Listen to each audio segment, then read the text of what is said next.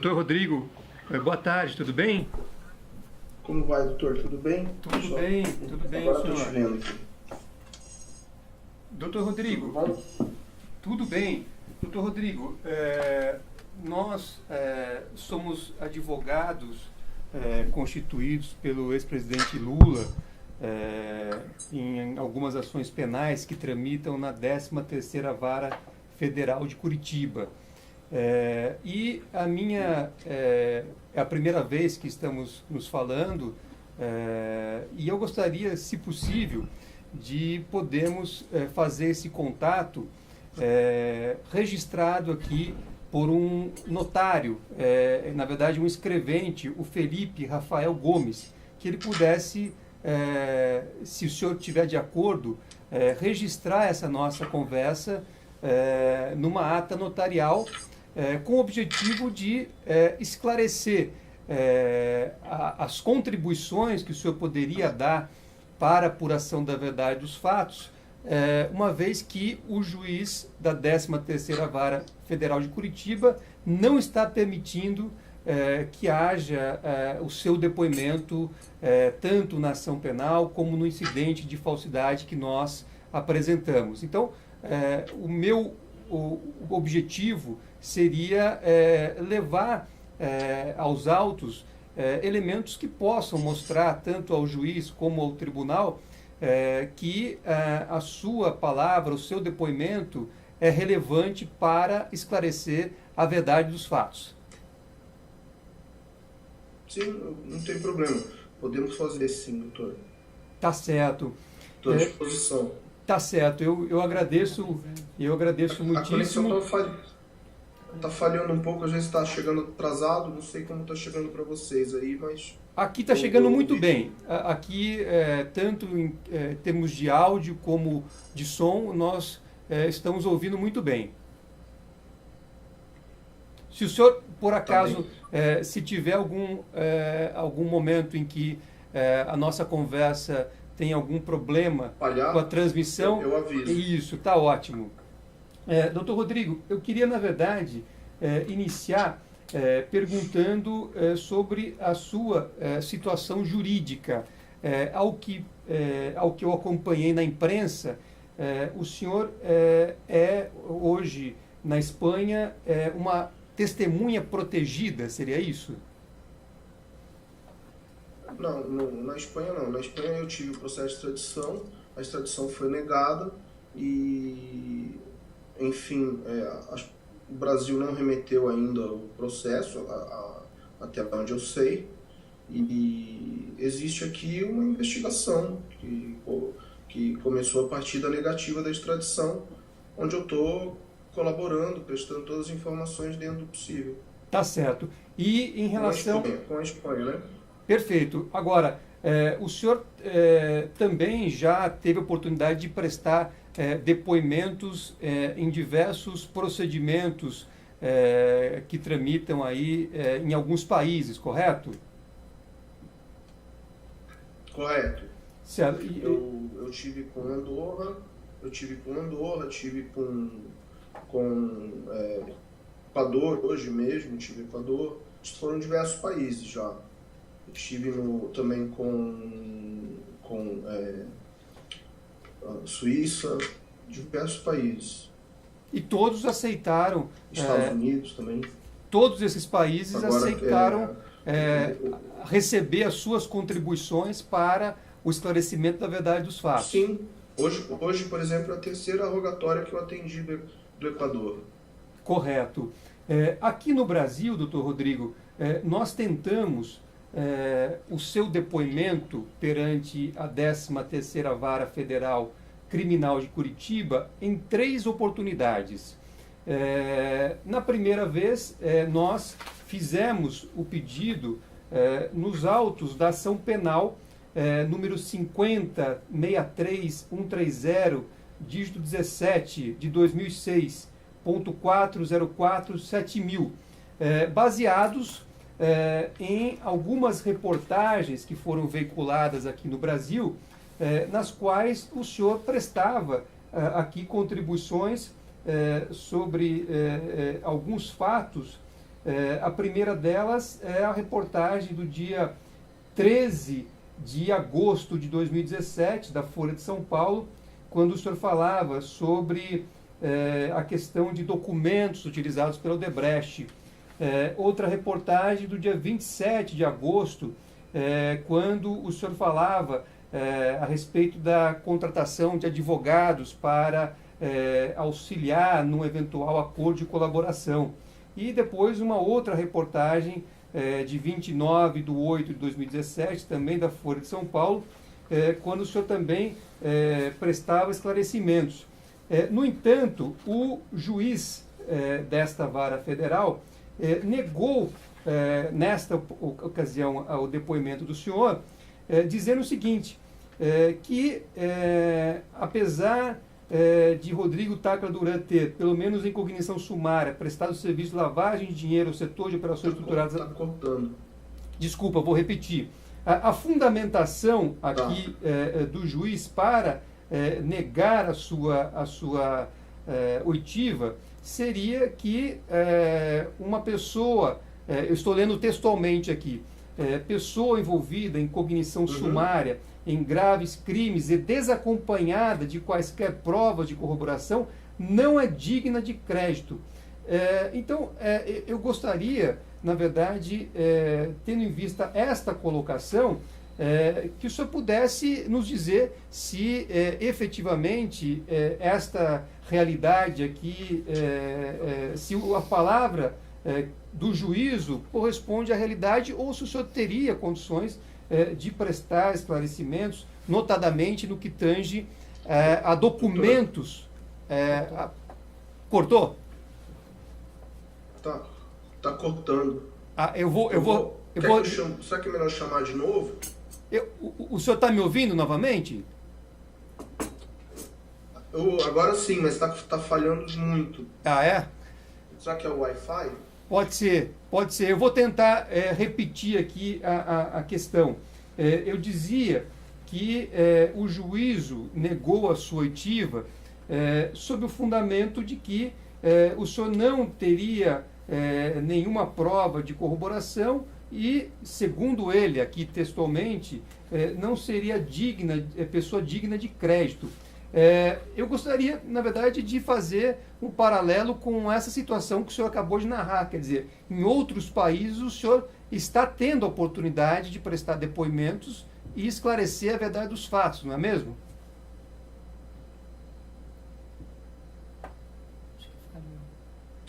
Sim, eu tive a oportunidade de prestar esclarecimentos e colaborar com diversos países. O Brasil, na verdade, eu recentemente tive a oportunidade na CPMI. Com relação ao que o juiz declarou, eu prefiro não comentar, até porque eu vou estar entrando numa discussão que não deveria existir, porque ele está aí, ao meu entender, cometendo um pré-julgamento. Correto. Nós tentamos... Eu, como advogado, também... esse tipo de, primeiro, pré-julgamento em público. Segundo, esse tipo de pré-julgamento com cognição sumária, ele é um tanto quanto dúbio. Correto. E esse posicionamento depois foi reiterado em 2 ocasiões nos autos de um incidente de falsidade que nós apresentamos, questionando a idoneidade de alguns documentos que foram apresentados no processo de colaboração de alguns ex-executivos da Odebrecht e também no acordo de leniência que foi firmado por essa empresa. Aqui é que eu acho que o senhor poderia, como testemunha, prestar relevantes esclarecimentos. Sim, creio. Na questão do acordo do banco, cortou. Isso, aqui nesse incidente de falsidade, nós estamos discutindo a idoneidade de certos documentos que foram apresentados por executivos da Odebrecht em acordo de colaboração e também em acordo de leniência firmado pela Odebrecht. Nós estamos questionando a idoneidade, notadamente de documentos que dizem respeito ao Mine Bank Antigua.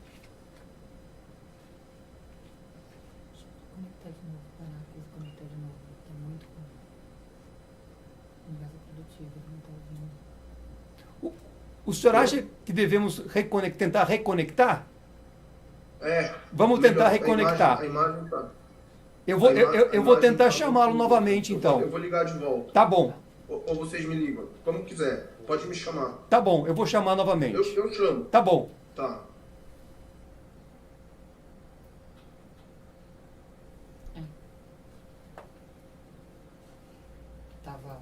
Eu não tava ouvindo, tava...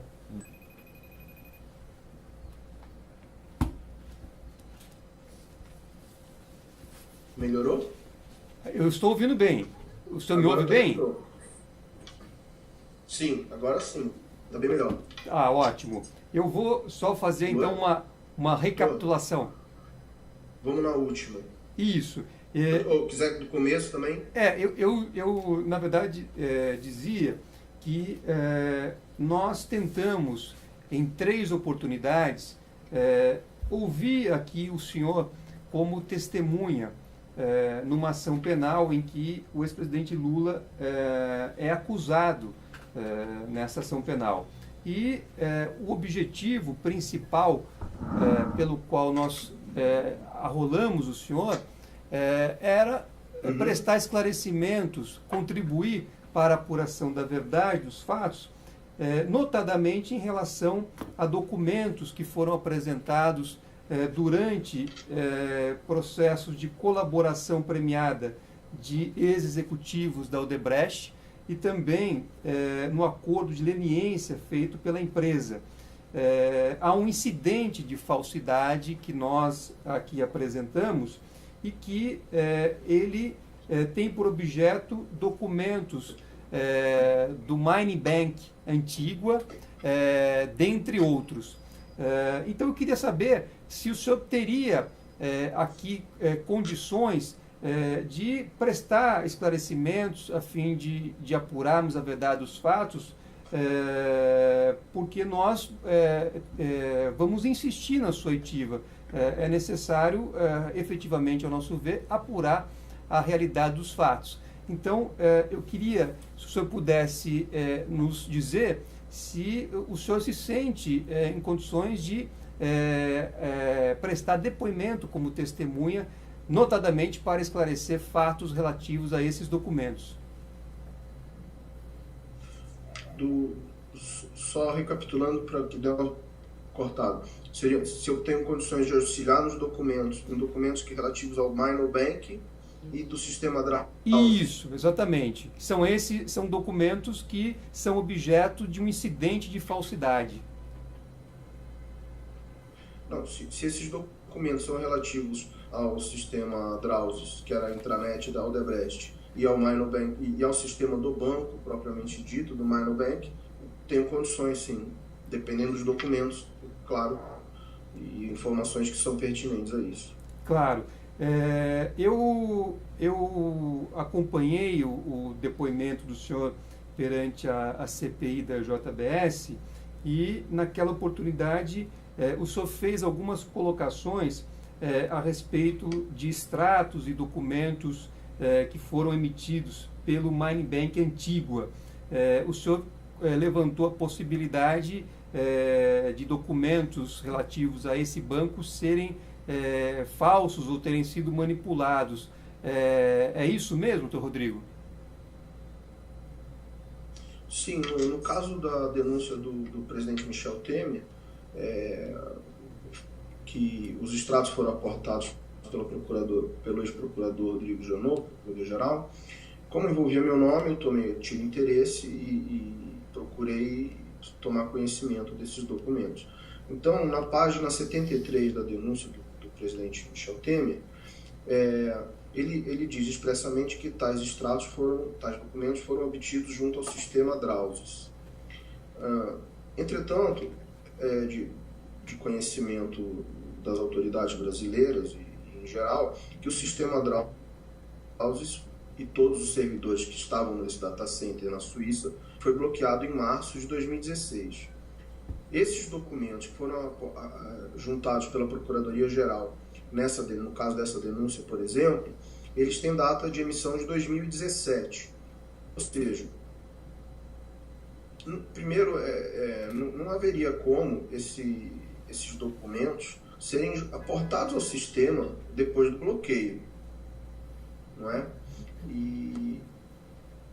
Então, isso daí me chamou a atenção, eu pedi para fazer a perícia e se concluiu que de fato, o sistema foi manipulado antes, durante e depois do bloqueio pelas autoridades, em março de 2016.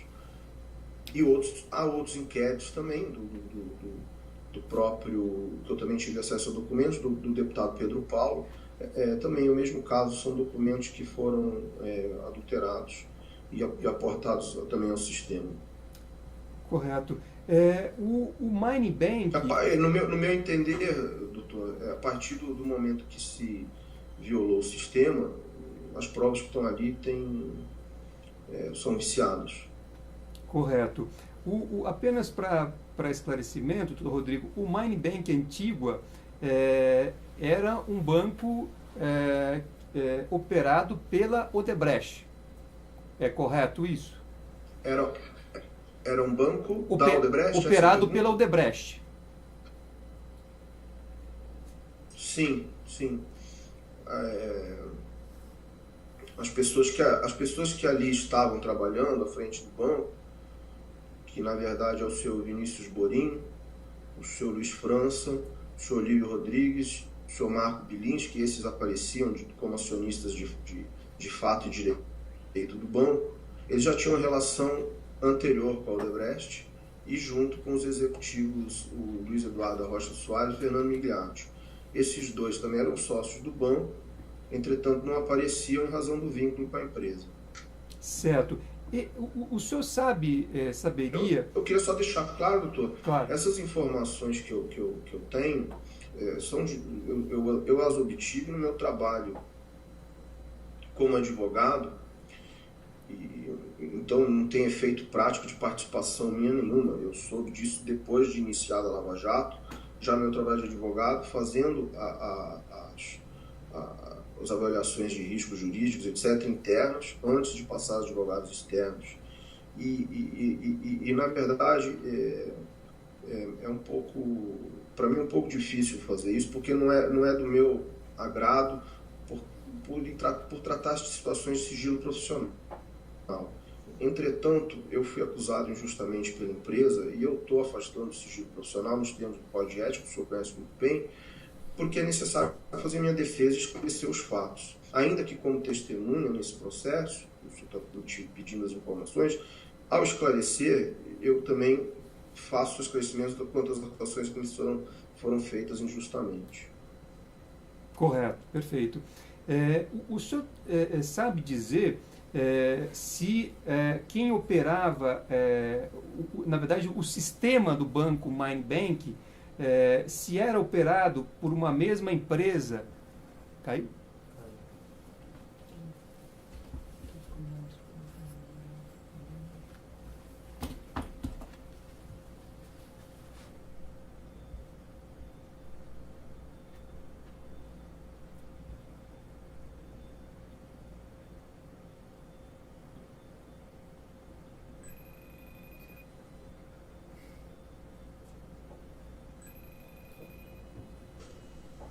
Caiu? Caiu. Entrou uma chamada junto. Exato.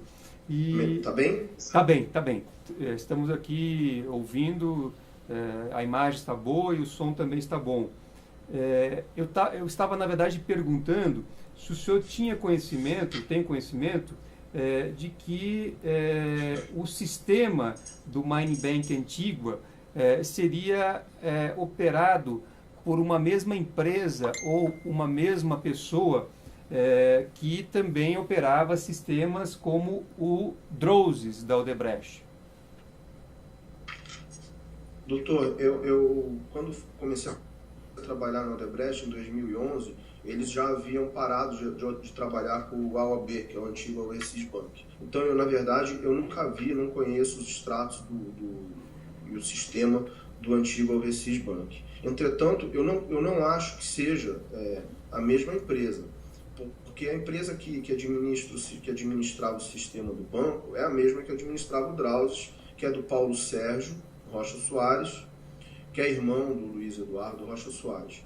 Embora essa relação aí deles, com os acionistas do Milo Bank, aí, os dois diretores da Odebrecht, fosse anterior já, desde o tempo, inclusive antes do AOB operar para a empresa, eu acho difícil que no caso do AOB tenha sido a mesma empresa do Paulo Sérgio a prestar o serviço de TI para o banco, porque no caso lá o banco, até onde eu sei, ele tinha um acionista que era de Antigua, um dono, e essas pessoas, o Vinícius Borim, o Luiz França e o Marco Bilinski, eles eram, até onde eu sei, eles eram funcionários do AOB. Então eu não acredito que, eu não tenho conhecimento, também não acredito que o mesmo seja a mesma empresa. Na verdade, acho que houve um problema de conexão, porque eu estava me referindo ao Mine Bank, exatamente isso que o senhor respondeu, quer dizer, em relação ao Mine Bank, havia realmente a coincidência de gestão de sistemas por uma mesma empresa que administrava o Drauzes. Sim, é a mesma empresa. É a mesma empresa, estavam no mesmo data center. Correto. Doutor, outra coisa. São dois sistemas. O Drauzes é um sistema, o sistema do banco é outro sistema. Mas a mesma empresa ou a mesma pessoa... O mesmo administrador de TI. Correto. Isso significa, então, que a Odebrecht tinha controle em relação aos extratos e documentos relativos ao Mine Bank Antigua. Tinha controle em relação aos extratos e documentos relativos ao Mine Bank Antigua. Sim, sem dúvida. A Odebrecht tinha controle, era a mesma empresa de TI que é do irmão do Luiz Eduardo Rocha Soares. E mais, no momento oportuno, porque eu peço bem ao senhor, porque eu tenho uma investigação contra mim aí que ainda não terminou. Claro. Mas eu tenho a perícia, eu não apresentei a CPMI porque não achei que fosse ali o caso, mas e também porque não estava pronta, ela acabou ficando pronta depois. Mas eu tenho a perícia, o sistema do banco em si foi fraudado também, antes do bloqueio do Drauzes. Ele foi fraudado para se impossibilitar o tracking do dinheiro. E mais, para permitir que o dinheiro fosse desviado. Atendeu a dois interesses. Ao interesse de quem desviou o dinheiro e ao interesse da empresa, que não tinha interesse, que tinha interesse naquele momento em que não se chegasse à conclusão de origem e destino dos recursos. Então, as transferências internas do banco foram fraudadas dentro do sistema. Correto. E o senhor... Eu consegui provar isso numa perícia, porque, ao contrário do que dizem, as minhas contas, e contra gosto da Odebrecht, as minhas contas das quais eu recebi honorários nesse banco, eu sempre as declarei. Então, eu usei na minha vida normal o extrato do banco, apresentando, inclusive, autoridades. Então, eu tinha extratos em meu poder antes da fraude e posterior à fraude, na qual eles mostram que determinado tipo de movimento, foi adulterado para não permitir esse tipo de identificação. Correto. O senhor sabe se, por exemplo, contas internas do banco foram adulteradas, apagadas? Sim, isso também houve.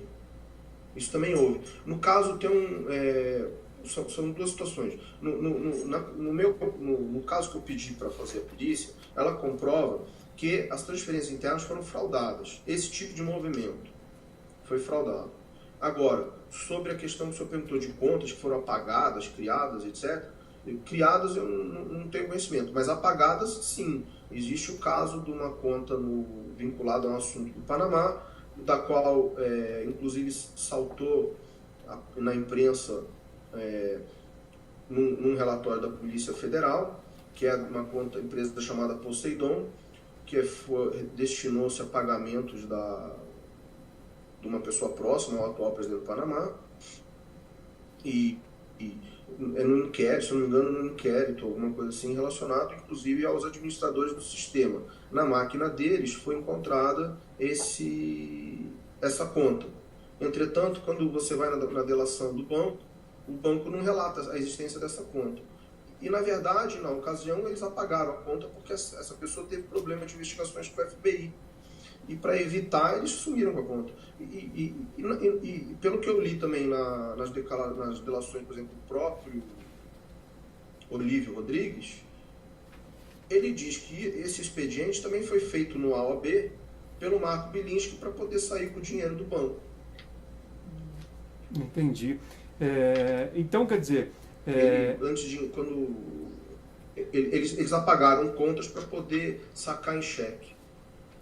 Perfeito. Foi o que o Olívio declarou. Então, quer dizer... Mais ou menos o mesmo expediente. Correto. E o senhor, na verdade, está fazendo também uma perícia que vai demonstrar essas afirmações.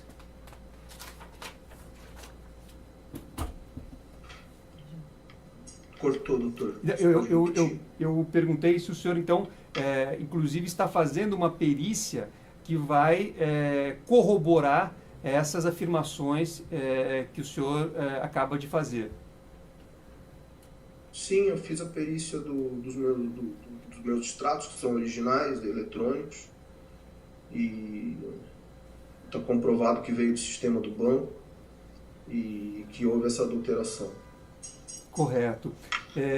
No depoimento que o senhor prestou também à CPMI da JBS, o senhor falou sobre problemas no Mine Bank Antigua, tanto de falsificação de documentos, que é esse problema que o senhor já colocou, e também em relação à manipulação de lançamentos. Por exemplo, constaria no sistema que o valor foi destinado à pessoa X, quando, na verdade, esse valor teria sido apropriado por executivos da própria Odebrecht. Também há situações como essa?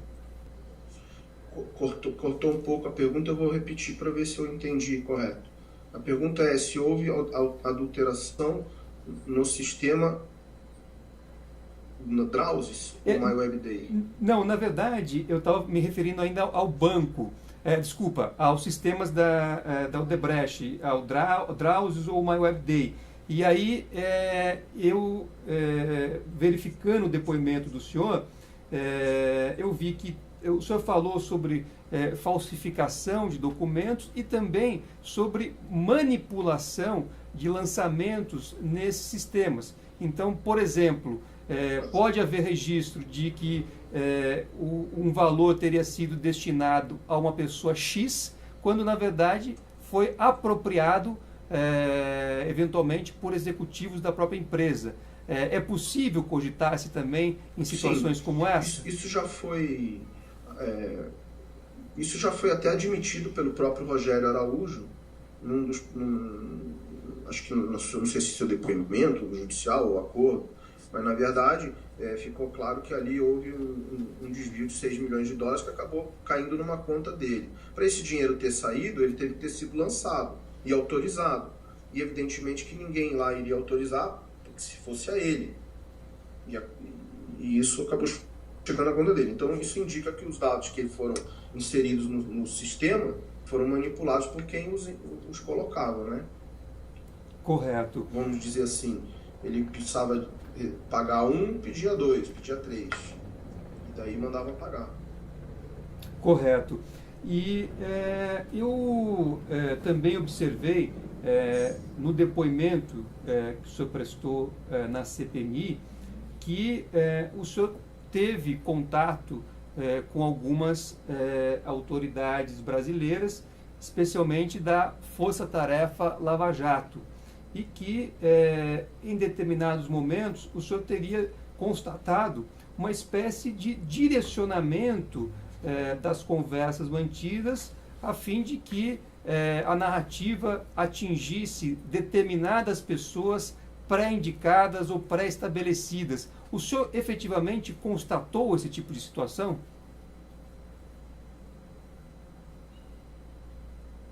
Sim, sim. Inicialmente me perguntaram se eu tinha alguma informação sobre pessoas de fora privilegiado. O que já não entendo muito bem, porque eu entendo, se eu tivesse espontaneamente falado, bom, aí sim eles deveriam chamar os procuradores competentes para esse tipo de assunto. Entretanto, não, eles perguntaram e na reunião seguinte já veio o senhor Marcelo Miller, o ex-procurador, que trabalhava na parte de foro privilegiado, que segundo eles, Brasília, e o doutor Sérgio Bruno. E quem colocou, na verdade, a questão, sugeriu nomes, etc., naquele sentido, foi o ex-procurador Marcelo Miller. Correto. Doutor Rodrigo, como eu disse no início, é a primeira vez que nós estamos conversando e eu percebi na sua narrativa durante a CPMI lá da JBS que há uma situação de, inclusive, perseguição a familiares do senhor, houve a necessidade até mesmo de mudança para o exterior de alguns familiares do senhor. Eu gostaria de saber se, a despeito dessa situação, se o senhor efetivamente estaria disposto a prestar um depoimento como testemunha nas ações penais, como testemunha que nós, da defesa do ex-presidente Lula, pudéssemos indicar. O senhor teria essa disponibilidade? O senhor entende que teria condições de contribuir para a verdade dos fatos? Cortou um pouquinho, seria se eu tenho a disponibilidade de fazer um depoimento ao juízo como testemunha no caso do processo do ex-presidente Lula? Na verdade eu vou repetir.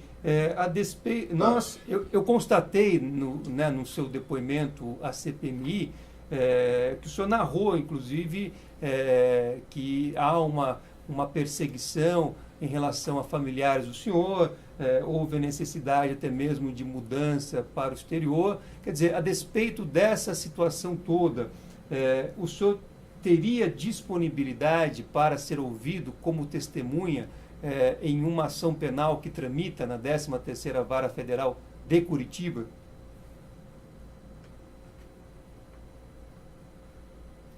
Sim, por videoconferência ou por uma carta rogatória, aqui à Espanha, sem problema algum. Correto. Inclusive, o senhor teria essa disponibilidade?